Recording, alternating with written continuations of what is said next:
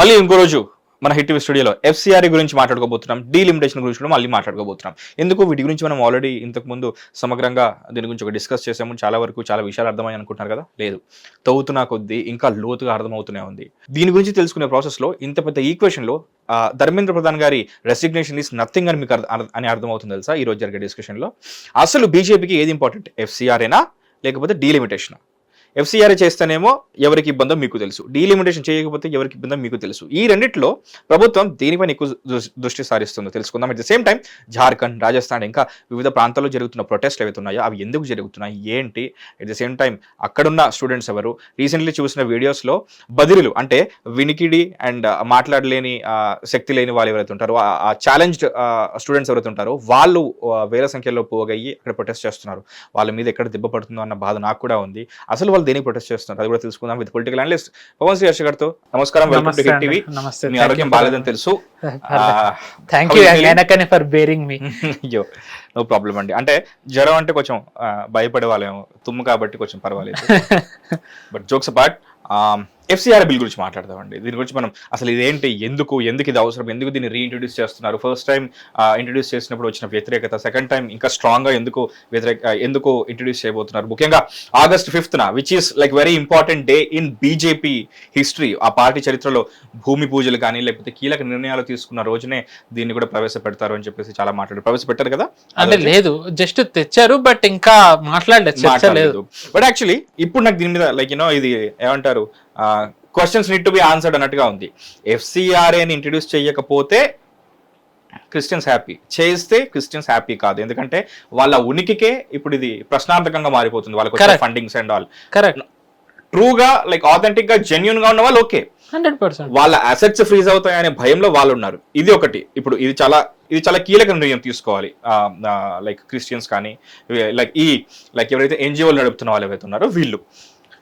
Delimitation ఇది వచ్చిందంటే కనుక 2040 వరకు ఇంకా బీజేపీని ముట్టుకునేవాడు లేడు, ఇంకా ఏకఛత్రాధిపత్యం అన్నట్టుగా నడుస్తుందని చెప్పేసి అంటున్నారు. బట్ ఇప్పుడున్న తాజా పరిస్థితులతో ఇప్పుడు బీజేపీ ఇన్ని ఎత్తుగడలు వేసి ఇన్ని రాజకీయాలు చేస్తున్నప్పుడు ఆపోజిషన్ ఏం చేతులు కట్టుకొని కూర్చోదు, గాజులు వేసుకొని కూర్చోదు. కాబట్టి వాళ్ళు చేయాల్సిన పనులు చేస్తుంటారు, వాళ్ళు వేయాల్సిన ఎత్తుగడలు వేస్తూ ఉంటారు. యాక్చువల్లీ బీజేపీకి ఈ రెండిట్లో ఒక తూకంలో వేస్తే ఏది ఎక్కువ ఇంపార్టెంట్, ఏది తక్కువ ఇంపార్టెంట్? నిజంగానే చాలా అద్భుతమైన క్వశ్చన్ అడిగారు. అంటే మీరు ఇచ్చిన ముందు ప్రొలాగ్ ఏదైతే ఉందో చాలా ఏది ముఖ్యం నిజం చెప్పాలంటే, నేను ఇక్కడ ఐ థింక్ మీకు బెంగాల్లో మాట్లాడిన తర్వాత నేను మిమ్మల్ని అంతా ఇరిటేట్ చేసింది డైలీ ఎఫ్సిఆర్ అనే అయ్యుంటుంది. అంటే ఎప్పుడు టాపిక్ వచ్చిన ఎఫ్సిఆర్ అని అనుకోవడం మీరు అనుకుని ఉంటారు. ఓకే, హర్ష వస్తున్నాడంటే ఎఫ్సిఆర్ అనే సీల్ ఇంపార్టెంట్ అండి. ఎందుకంటే అది ఇంపార్టెంట్ లేకపోతే ఇంతమంది మతాధిపతులు ఎవరైతే ఉన్నారో అంతమంది వెళ్ళి కలవడానికి ముందుకు రారు. దాని వెనకాల అంటే అంటారు కదా, మన వెనకాల ఇంకా రాకెట్ వెనకాల ఆ నిప్పు పెట్టిన నేపథ్యంలో మనం we have to look at your back. ఇప్పుడు ఎఫ్సిఆర్ఏ ముఖ్యమా డీలిమిటేషన్ ముఖ్యమా అనే ప్రశ్న చూసుకుంటే, అంటే బీజేపీని సమర్థించే హార్డ్ కోర్ అంధు భక్త్ అంటున్నారు ఈ మధ్య బీజేపీ వాళ్ళని, గోదీ భక్త్, మోదీ భక్త్, వీళ్ళందరికీ ఏంటంటే ఎఫ్సిఆర్ఏ ఇంపార్టెంట్, ఎఫ్సిఆర్ఏ తేవాలి అంతే. ఇంకా ఎందుకంటే కన్వర్షన్స్ ఆగుతాయి అంతే. నేను మీతో 2-3 times నేను అన్నా ఎఫ్సిఆర్ అనేది ఫస్ట్ స్టెప్ కాదు, ఎఫ్సిఆర్ అనేది ఫైనల్ స్టెప్ కాదని అన్నా. ఎఫ్సిఆర్ ఎందుకు ఫస్ట్ స్టెప్ కాదు అంటే ఇది ఫస్టే కాదు, అంటే కన్వర్జెన్స్ ఆగడానికి నిజానికి ఇది తీసుకున్న మొదటి చర్య కాదు. నేను మీతో గతంలో కూడా చెప్పాను, నక్సలైట్లను అంతమొందించడం ద్వారా నక్సలైట్లు ట్రైబల్స్ వరకు వెళ్లకుండా ఏదైతే కంచె వేశారో ఆ కంచెని తొలగించగలిగింది బీజేపీ. తొలగించడంతో అప్పటి వరకు కేవలం మిషనరీస్ కి మాత్రమే నక్సలైట్లు ఇచ్చిన యాక్సెస్ ని కట్ చేసి సామాన్యులు కూడా వెళ్ళగలగడంతో ఇప్పుడు ఒక ట్రైబల్ కన్వర్జెన్స్ ఆగడంతో పాటు వాళ్ళకి బెనిఫిట్స్ వచ్చాయి. ట్రైబల్స్ ని మిషనరీస్ ఎలా కన్వర్ట్ చేసాయి, స్థానికులు వెళ్ళలేరు, ప్రభుత్వ పథకాలు వెళ్ళలేవు. మొన్న గడ్చిరోలిలో ఫస్ట్ రోడ్ వేసి బస్సు వచ్చింది. స్వాతంత్రం వచ్చిన 79 సంవత్సరాల తరువాత మనకి గడ్చిరోలి అనే ఒక ప్రాంతంలో ఒక రోడ్డు వేశారు, బస్సు వచ్చింది. బస్తర్లో మొన్న విద్యుత్ వచ్చింది. ఒరిస్సాలో చాలా చోట్ల ఇప్పుడు పరిశ్రమలు వస్తున్నాయి. అంటే వీటిని ఇంత వెనకబడి ఉంచడం ద్వారా వాళ్ళకు ఉపాధి లేదు, వాళ్ళకి ఏవీ లేవు. సో ఎందుకు లేవు, నక్సలైట్లు ఏంటంటే వాళ్ళను చుట్టూ ఒక చెర వేసి ఉంచారు, పోలీసులు వెళ్ళలేరు, ప్రభుత్వాలు ఏమీ చేయలేకపోయాయి. చిదంబరం నిస్సహాయత, అసమర్థత ఆయనే వీడియోలో బయట పెట్టుకున్నారు. అమిత్ షా గారు గృహమంత్రి అయిన తర్వాత క్లియర్ పిక్చర్ ఏమన్నారంటే ఈ దేశంలో ఉంటే నక్సలైట్లు ఉండాలి, లేకపోతే నేను ఉండాలి. ఇద్దరు ఉంటాను అంటే దేశంలో అవ్వదు, వాళ్ళే నేను అనేది ఒక్కటే. మనం దాని తర్వాత చూసాం ఈ రోజు నక్సలైట్లు అనేవాళ్ళు లేరు.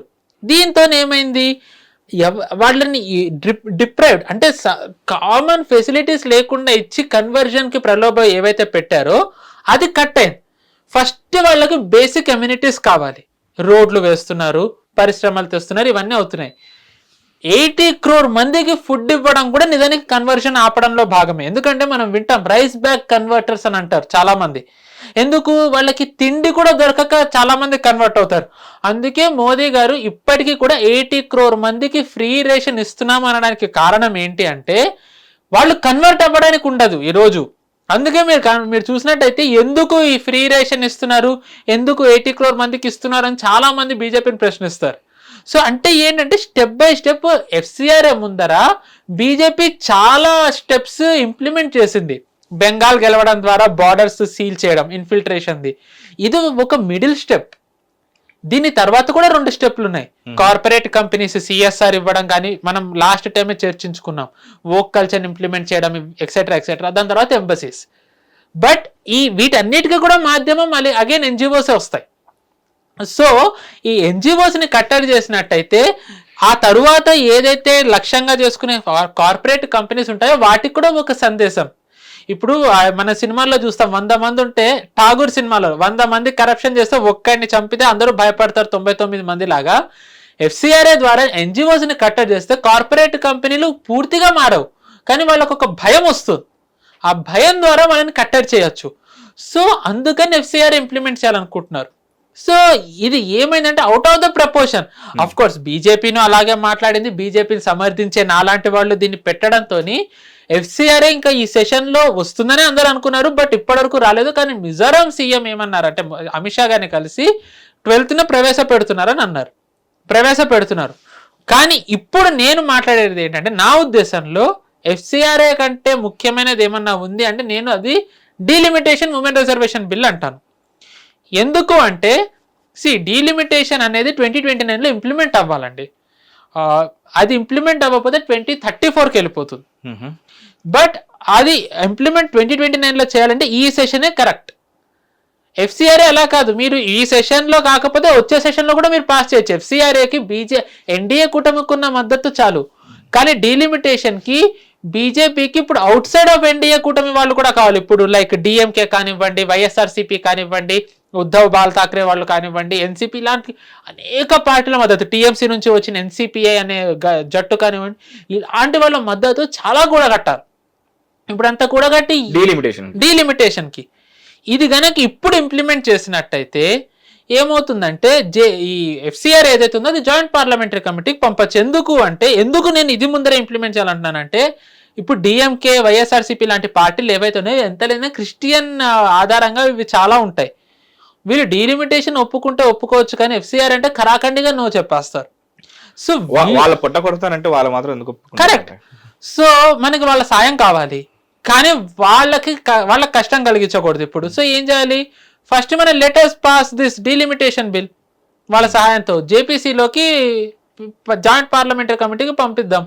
పంపించిన తర్వాత ఏముంది, ఒక 6 నెలలు అయిన తర్వాత కూడా వీళ్ళకి వచ్చే 290 సీట్లతో దాన్ని పాస్ చేయొచ్చు. ఇప్పుడు వక్ఫ్ అలాగే జాయింట్ పార్లమెంటరీ కమిటీకి పంపారండి. జాయింట్ పార్లమెంటరీ కమిటీకి పంపిన తర్వాత ఏమైంది, ఆబ్వియస్లీ ఏవైతే వీళ్ళు పాస్ చేయాలనుకున్నారో వితౌట్ ఎనీ చేంజెస్ ఏవైతే వీళ్ళకి ఓకే అనుకున్నారో వాటి ద్వారానే వీళ్ళు చేంజ్ చేశారు. So in that context first బీజేపీకి ఇప్పుడు సంఖ్యాబలంగా చూసుకుంటే ఎవరి సహాయం అయితే పాస్ చేయాలనుకుంటున్నారో వాళ్ళు ఎఫ్సిఆర్ఏకి ఒప్పుకోరు. కాబట్టి మొట్టమొదటిగా డీలిమిటేషన్ పాస్ చేయడం అనేది ముఖ్యం. డీలిమిటేషన్ పాస్ చేసి జాయింట్ పార్లమెంటరీ కమిటీకి పంపితే అట్లీస్ట్ బీజేపీని ఎవరైతే సమర్థిస్తారో వాళ్ళకు కూడా ఒక సాటిస్ఫాక్షన్ ఉంటుంది. నెంబర్ 1. నెంబర్ 2, నేను డీలిమిటేషన్ ఇప్పుడు ఎందుకు పాస్ అవ్వాలి అంటున్నాను అంటే కాంగ్రెస్ డీలిమిటేషన్ ఒప్పుకోవట్లేదు. నేను చాలాసార్లు చెప్పాను, నేను ఒక్కటే నమ్ముతా, కాంగ్రెస్ దేనన్నా వ్యతిరేకించిందంటే దేశానికి మంచిదని. No doubt. అఫ్ కోర్స్ మీరు ఒక యాంకర్ కాబట్టి మీరు న్యూట్రల్ గా ఉండాలి.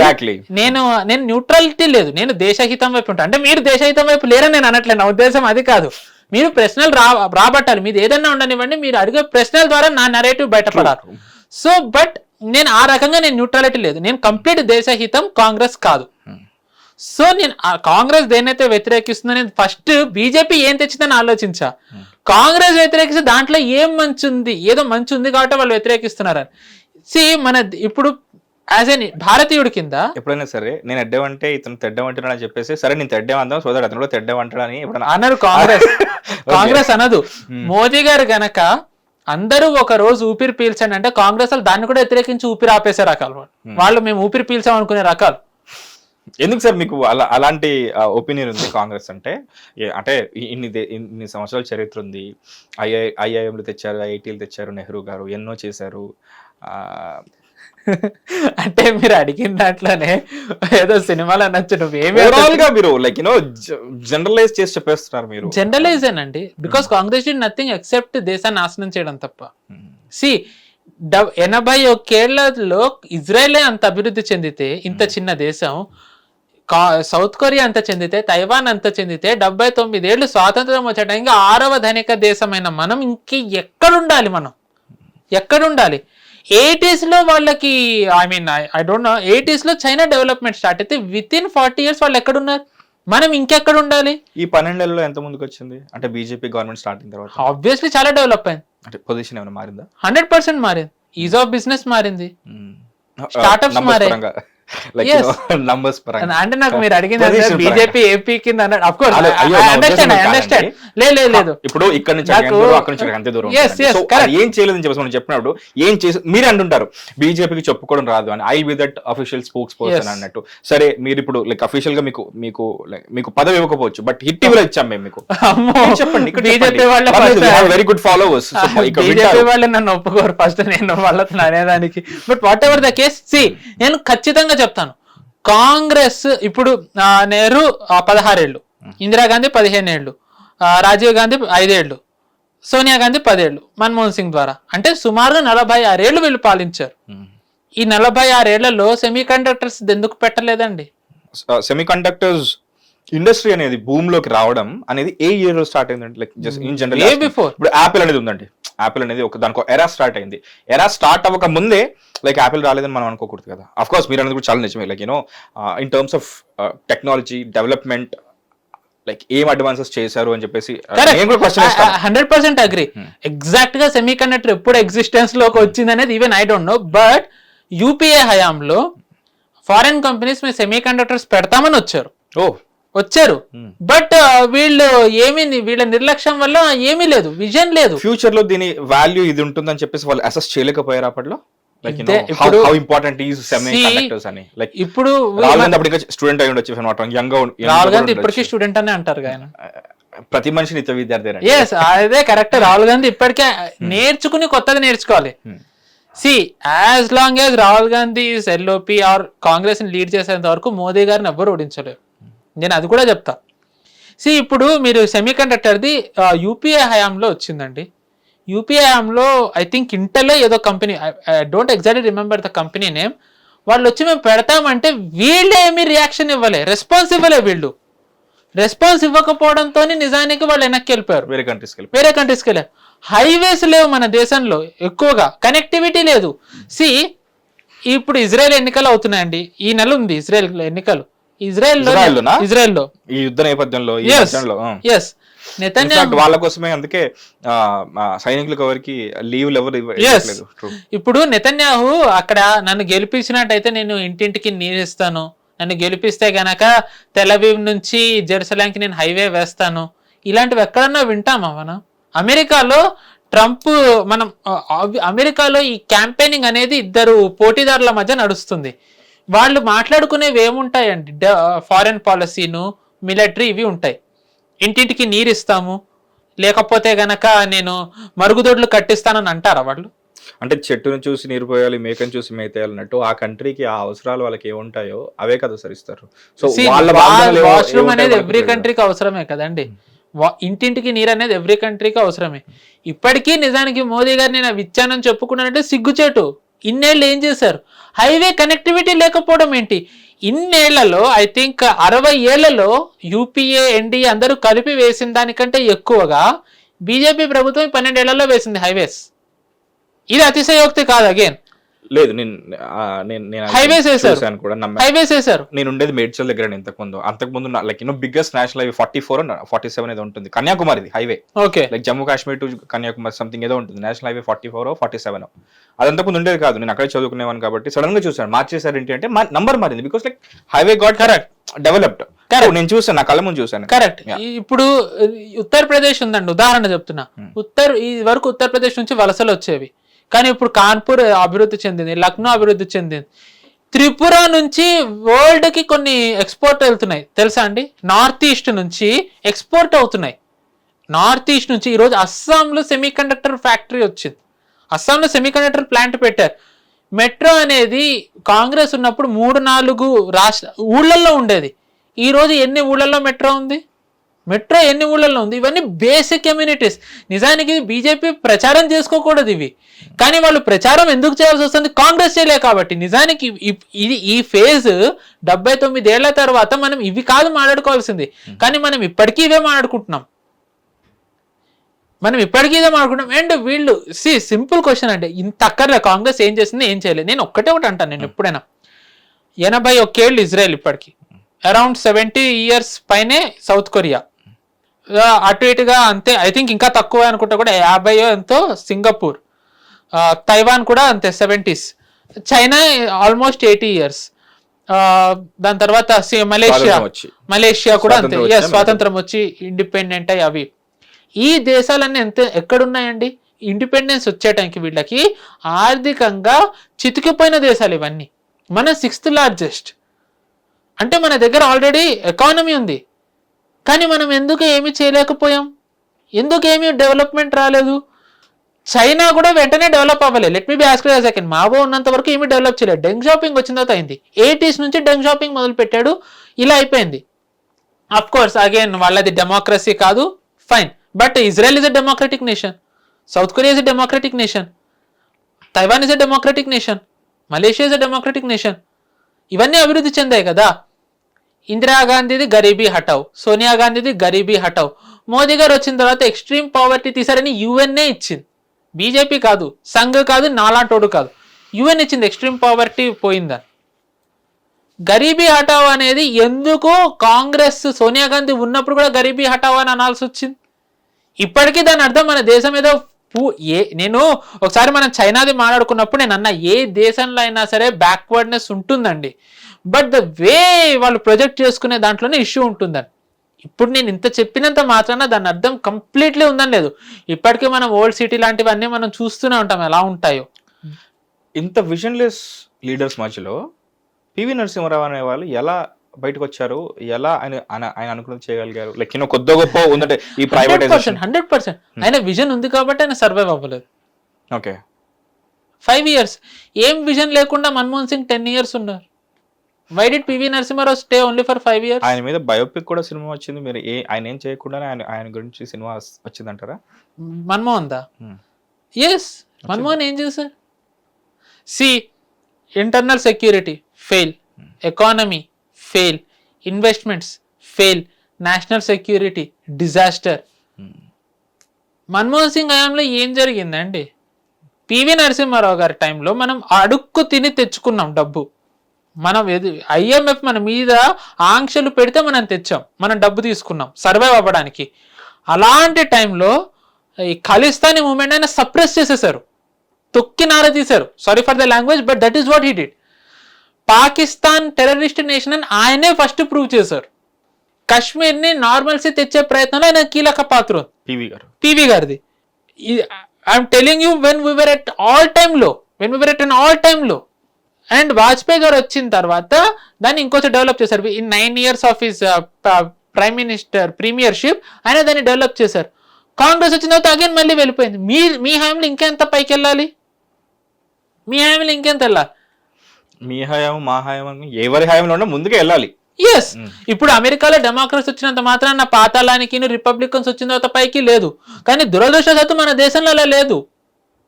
మన దేశంలో లేదు. ఇప్పుడు మీరే చూడండి, మెట్రో మోదీ గారు ఎప్పుడు వెళ్ళి మెట్రో లాంచ్ చేస్తూ ఉంటారు.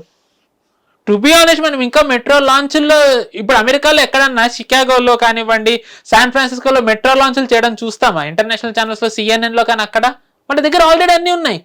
ఎందుకు మనం ఈ మోదీ గారు వచ్చే ముందర వరకు కూడా ఎవరికి అది ఎందుకు లేదు? టు బి ఆనెస్ట్, మోదీ గారు అద్భుతాలు చేయట్లేదండి. Let me be as clear as I can. Modi గారు చేసినవి ఏవి అద్భుతాలు కాదు. ఏవైతే స్వాతంత్రం వచ్చిన తర్వాత నుంచి జరగాలో మోదీ గారు జస్ట్ అవి చేస్తున్నారు. ఆయన అవి చేస్తున్నారు. అట్లీస్ట్ అంటే ఇంతమందికి విజన్లెస్ లీడర్స్ ఉన్న తర్వాత we seriously have one leader who has a vision. నేను బీజేపీని కొన్నిసార్లు వ్యతిరేకించవచ్చు, అది నేను ఓపెన్ గా చెప్తా. బట్ నేను ఎప్పుడు కూడా మోదీ గారిని వ్యతిరేకించాను. నేను అంధభక్తు మోదీ గారికి. అది ఒక ట్యాగ్ కింద తీసుకుంటా. If anyone say you are a Modi bhakt, you are andhbhakt. నేను నా స్టేటస్ లో పెట్టుకుంటే I'm proud to be an andhbhakt అని. నేను అంటాను I'm proud to be a terrorist sympathiser than a Modi bhakt అని. I'm as blind as that. ఎందుకంటే 76 ఏళ్ల వ్యక్తి నిజానికి ఈరోజు ఇన్ని దేశాలు తిరుగుతున్నారు. For what? Just to see our country grow.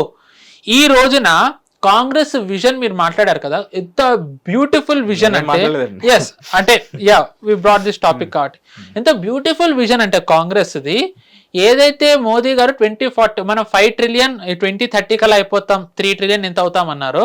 If I'm not wrong 3 trillion 5 trillion Chidambaram finance minister గా పెట్టింది 2040లో చెప్పారు ఆయన. But we achieved recently.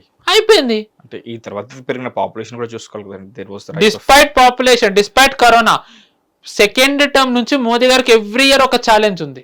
మనం మర్చిపోకూడదు. ఫస్ట్ ఇయర్ ఒక Covid first wave, second year Covid second wave, third year Russia Ukraine war, fourth year Israel the Middle East war, fifth year elections. అప్పుడు every country faces economic problems.